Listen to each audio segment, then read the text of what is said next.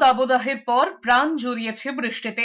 এক ধাক্কায় কলকাতার তাপমাত্রার পারদ নেমেছে 13 ডিগ্রি সেলসিয়াস। আগামী সপ্তাহভর বৃষ্টিপাত জারি থাকবে বলে জানিয়েছে আবহাওয়া দপ্তর। বজ্রবিদ্যুৎ সহ বিক্ষিপ্ত বৃষ্টির পাশাপাশি ঝোড়ো হাওয়ার দাপটও থাকবে রাজ্যে। আবহাওয়া দপ্তর জানিয়েছে আগামী এক সপ্তাহ উত্তর এবং দক্ষিণবঙ্গে বজ্রবিদ্যুৎ সহ বিক্ষিপ্ত বৃষ্টির সম্ভাবনা রয়েছে। পাশাপাশি কোথাও কোথাও 30 থেকে 50 কিলোমিটার বেগে ঝোড়ো হাওয়ার দাপটও থাকবে। বৃহস্পতিবার দক্ষিণের প্রায় সব জেলাতেই বজ্রবিদ্যুৎ সহ বৃষ্টির সম্ভাবনা রয়েছে।